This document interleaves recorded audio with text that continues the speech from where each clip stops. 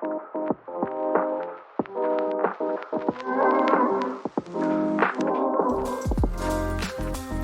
everyone. Welcome back to Wine and Culture, where we talk about the joys of wine in various cultures. I'm your host, Trudy Hanna. Today, we will continue exploring Canadian wines with our partner supplier, Reif Estate Winery. Let us welcome back Bruno Reis, Reif Estate Winery's Director of Sales. Hello, Bruno. Welcome back to Wine and Culture. How's your holiday going?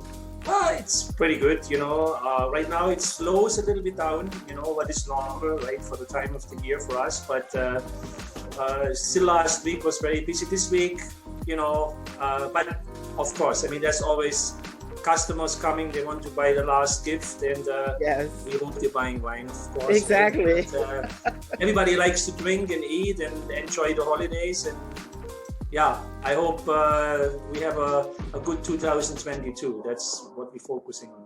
Absolutely. I think that's the focus for everyone, but we especially hope it's the focus for Reif.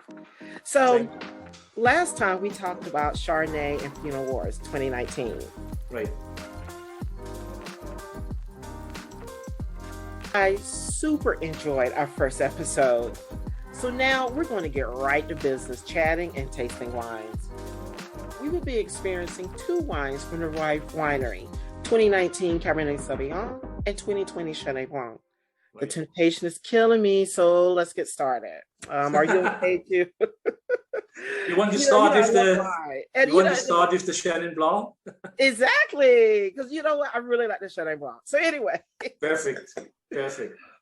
so here we have with us the Chenin Blanc. Okay. Yeah. What do you want to tell us about this wine?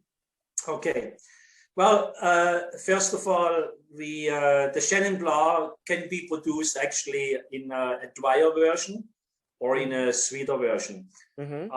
The countries they are producing very successful Chenin Blanc, of course, is the Loire Valley in France. Mm-hmm. And Chenin Blanc also is very, very big now in South Africa. And actually last year, Chenin Blanc, actually, South Africa produced twice as much as France. And so they are now Really? the world's largest producers of Chenin Blanc. Mm-hmm. We are a smaller producer of Chenin Blanc. Production is less than 1,000 cases. It is very, very special for us to produce a wine like this. A lot of people tend then more in North America more to a touch of sweetness. So what we have to be also very careful that the Chenin Blancs are not too dry for our customers. Mm-hmm. Me personally, I like more the typical Loire style Chenin Blanc, what we already had in recent vintages. And the Chardonnay, the Chenin Blanc also has, compared to a lot of other white wines, a very high acidity. So this 2020 actually had 9 grams per liter acidity, and the alcohol is by 12.5%, and the acidity once again is very, very high, what balanced the wine very well out. And the residual sugar on this wine is 4.7 grams. So compared to the Chardonnay, what we had in our last episode, 3 grams per liter, this one is a touch sweeter and takes a little bit the bitterness out of this wine. Mm-hmm. So yeah, and you also, whenever I taste this wine, I'm tasting something like those floral flavors, honey, grapefruit. Yes. I feel some mineral feel. Absolutely. What I always say, normally the aromas it all depends from which area they are. Right. They tend more to mango, to quince, to citrus fruit, peaches, pineapples, pear, lots of tropical flavors, right? Honey also in our ones, because ours has a little bit more the sweetness, so you get a little bit more this typical tropical honey flavor out of the wine. Right. And it's just it's a very, very good food wine too, especially and maybe you want to talk about I can talk about the food pairings right now if you want. Well, I just tried a piece of apple with it, and it's really nice Correct. because it's really nice to pair it with like an apple juice, because when you taste it, Yes. it gives it more of a tartness, Yes. which is Yes. very And, nice. yeah. And you know what? And there's a little bit of touch on the finish. It Hmm. tastes almost like apple juice. Absolutely Yes, right. Yeah. exactly. That's very exciting. I'm gonna be honest. I really like Reif's Chenin Blanc. It's one of the, I'm becoming a little more familiar with white wines. Thank you. Yeah. My preference is more red, Yeah. but your Chenin Blanc has blown me away. It's for the quality that you're getting and for the cost, it's just a really nice wine, and it presents itself very well. Yeah, and you know what? And when we come into the price point too, we know that especially in the export market, and I see it with our agency, what we have on the site too. Price point is very, very important and Hmm. affects all the pricing. We have a very, very high markup here in Canada. So let's say if I'm buying a wine for $10, it costs here in Canada $40. So it's just Right. crazy, right? So now Yeah. the opposite, we're selling our wines to the state, you're getting a much lower price, and Hmm. your taxes are not so high than what we have here in Canada. So it's actually Exactly. for Yeah. you, it's an advantage for you, absolutely. It's definitely an advantage. And thank you for sharing that. That's a very good point to make. So, Yeah.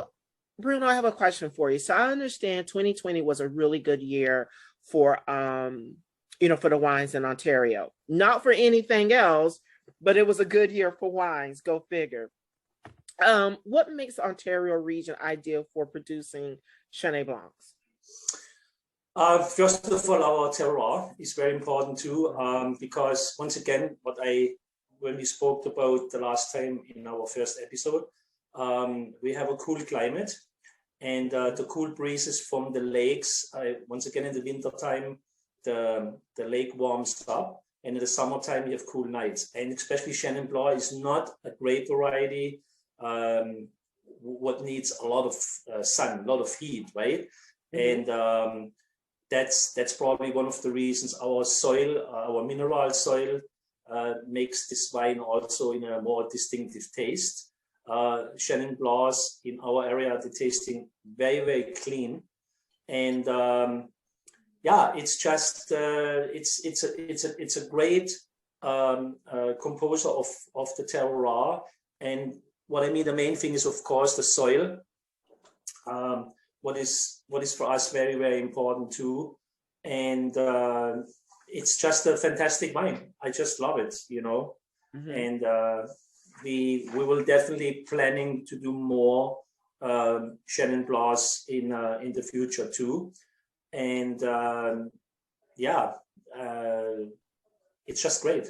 Yeah, I just paired it with some pasta primavera, and the pasta primavera has a lemony or a lemon base. Mm-hmm. Oh my gosh, it's just, you can taste the butteriness of the Yeah, wine. And it's just, like I said, it's coming to the show very nice. yeah. I So highly from recommend this. yeah, and you know what, Trudy, for me, very important too. And I should eat more vegetables, but I'm a fish and a meat guy. Uh, But I'm not a big fan of broccolis. My wife always kills me. She said, "Oh, you have to eat broccoli. You have to eat broccoli." But uh, we're eating very healthy normally, right? I like salads, but especially with the Chenin Blanc, when I drink a bottle of Chenin Blanc, mhm. what I like on the vegetables are cauliflower, goes very well, carrots, cabbage, or any fruit salad with a cream-based dressing. Oh, So, nice. and this is what I actually like a nice Caesar salad, right? Who has a little bit of Yeah. acidity. And Hmm. yeah, it's just fantastic. I still have my steak and my fish later, but Oh, absolutely. Well, that's where the Cabernet comes in. yeah. So, But the Beijing duck, like Chinese food, Asian food in mhm, general, the Beijing duck, sweet and sour pork, what is a big dish in the southern part of China, mhm, pad thai in Thailand, mhm. and also turkey and chicken here more in North America matches very, very well with this beautiful Chenin Blanc. Right. Oh, funny you mentioned pate. I just tried some pate with it, and yeah, that's amazing. Very nice. Very nice. What would you recommend in the Georgian food? Now I ask you a question. And for Georgia food, honestly, our food can be a little heavy, but I would actually recommend this with if someone's having a macaroni and cheese because it has the pasta and you have the cheese, and it's a cream base. That would be one recommendation. Also, we have something that's called 7-layer salad that we do a lot here in the South, where it has your mayonnaise, your cream base, lots of vegetables, all the good stuff for the cholesterol, right? All of the good stuff for the cholesterol. We're never without that. And also too, here in Georgia, or probably in the South period, we do a lot of seafoods, a lot of your blue crab, shrimps, crab legs, exactly, shrimp, tilapia, salmon. I would definitely recommend going on pairing it with a lot of those seafood dishes, especially if they're spicy. We do something here that's called shrimp and grits. I'm from South Carolina, so we do fish and grits as well.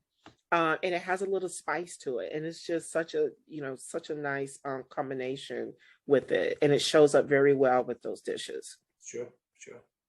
So thank you for putting me on the spot. Hey, sorry, I had to give you. If you ask me questions, I'm allowed to give you questions. Okay. Well, thank you for that. No problem. So at this point, since you kind of alluded to the fact of red meat, are we ready to try the 2020 Cabernet Sauvignon? Absolutely, for sure. Okay. Changing from the white to the red. Yeah, absolutely. Just kind of clear my palate there. So, one thing what is very important to your customers, and I want to just explain this.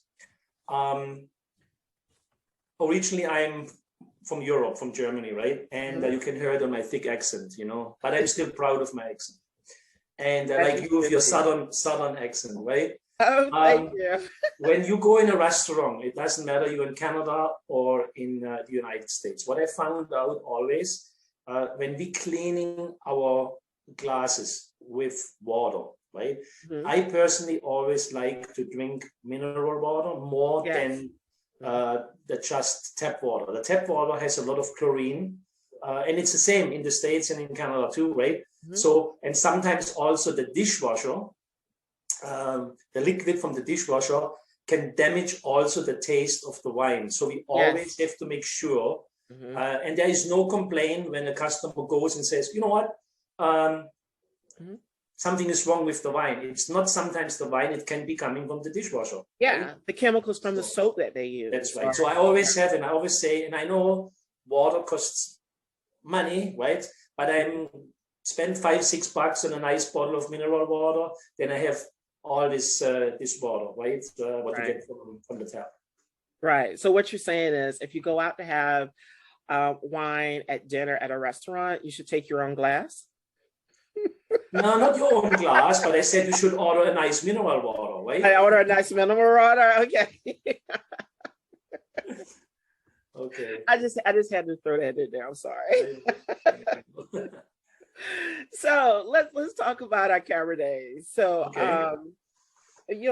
what can you say about the Cabernet?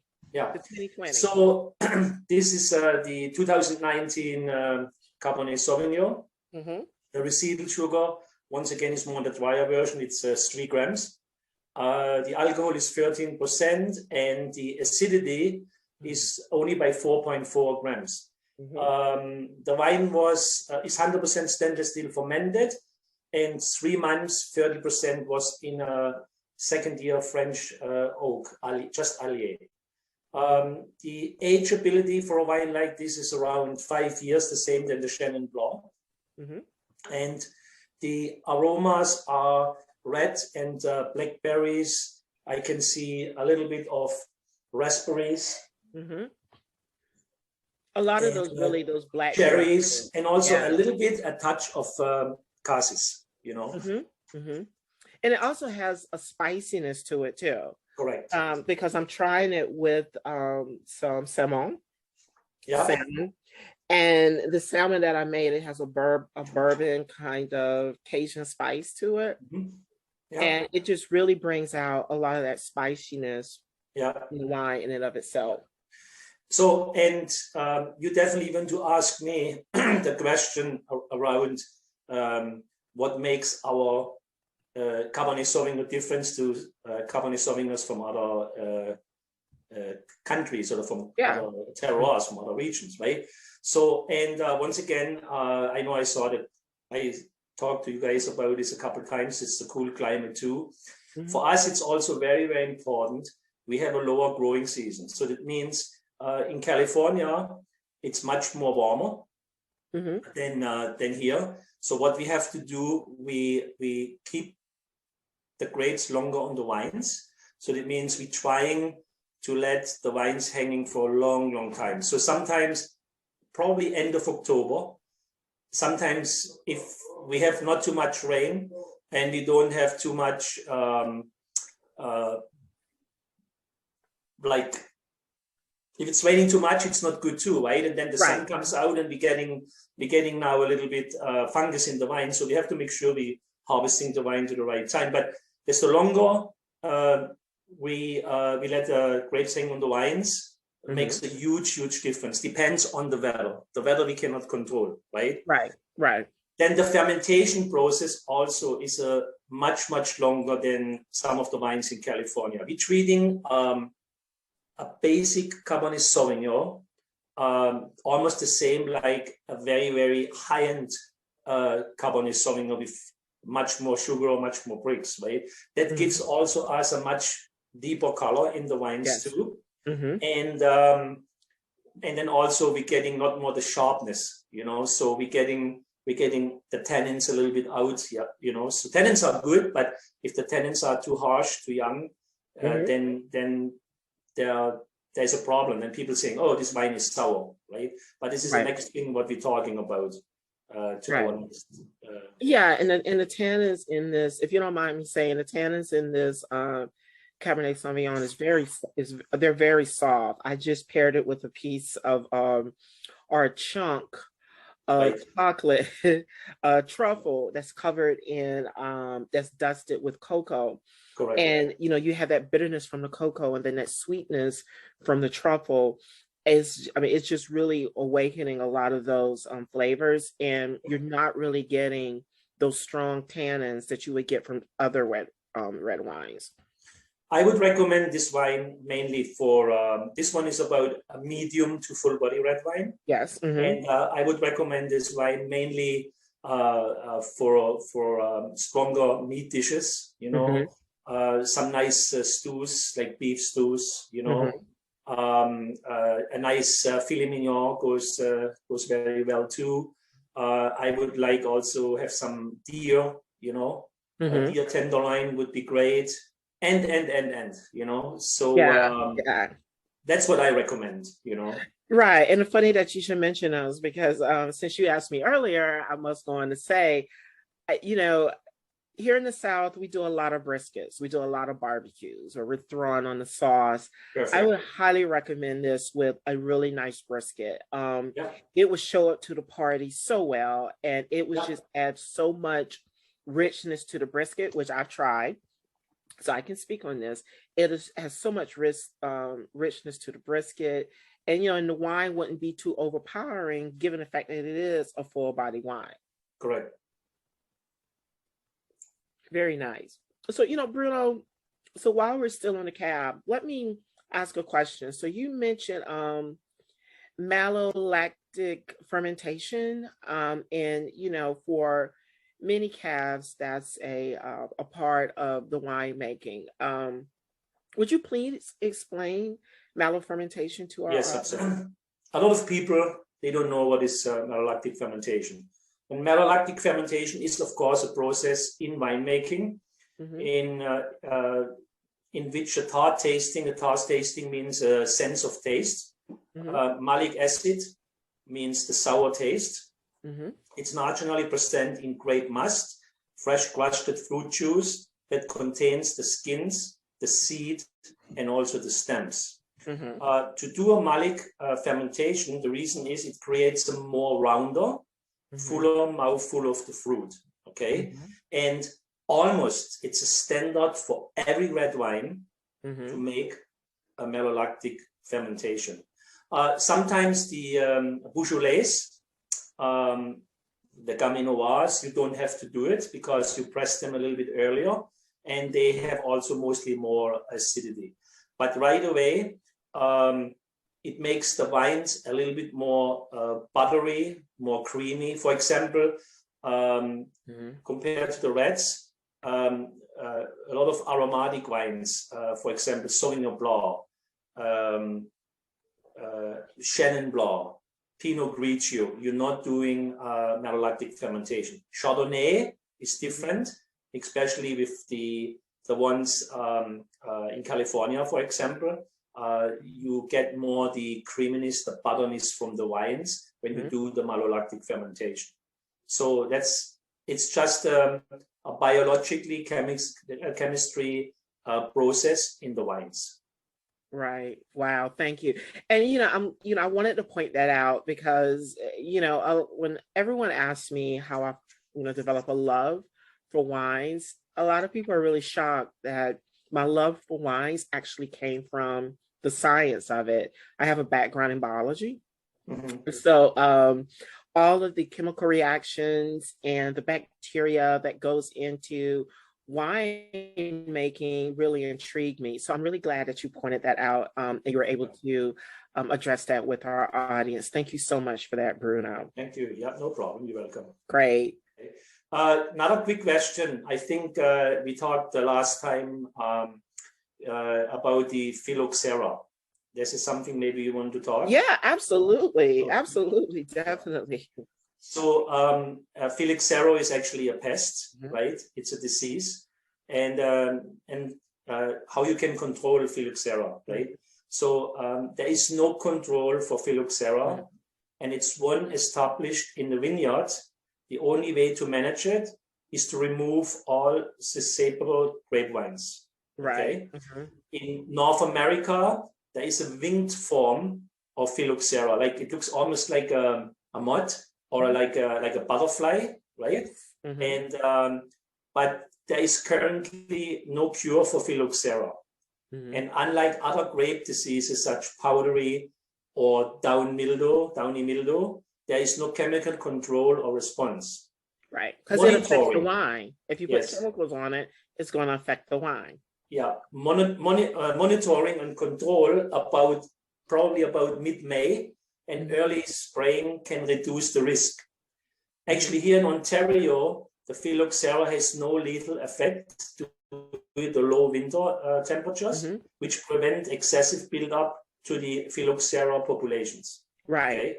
So the low winter actually is good. It's not attracting too many of these diseases. And it kills the fungus. So it's a little bit, it's important, right? It actually kills the insect. It kills the fungus because they're not able to thrive in the cooler temperature. For example, ladybugs. This was 5, 6, 8, 9 years ago was a big thing, right? Yeah. And the same thing too when the little bugs putting out the secrete in the thing, you can taste it in the wine, right? Yeah. And you have to throw out. We had I know there's companies like wineries, they actually had to throw their whole grape, like Gewürztraminer, for example, is especially everything was a little bit sweeter, right? Is actually something where these bastards of good, they're going in, they like it, right? Yeah, and, it's bad for some vintners, and they had to destroy all their grapes. It was terrible. Right? Yeah, and that's devastating for a winery because when you're depending on that crop to produce your wines and you're expecting to produce so many gallons in a year, it can truly be devastating. And as I stated, that's what makes winemaking so much more creative and so much interesting, because there's so many things that a winemaker has to take in consideration when they're producing and harvesting their wines. Absolutely, that's right. Well, we're in good hands with our winemaker with Rob, what I said the last time, right? And for me, it's much easier to sell a good wine than a wine what is not so good, right? I mean, a good salesman can sell an Eskimo fridge, right? But you can do this maybe once or twice, but then after a while, the customers, they don't believe you anymore. Exactly. In the BS, what you say, right? And right, then, exactly. That's so true.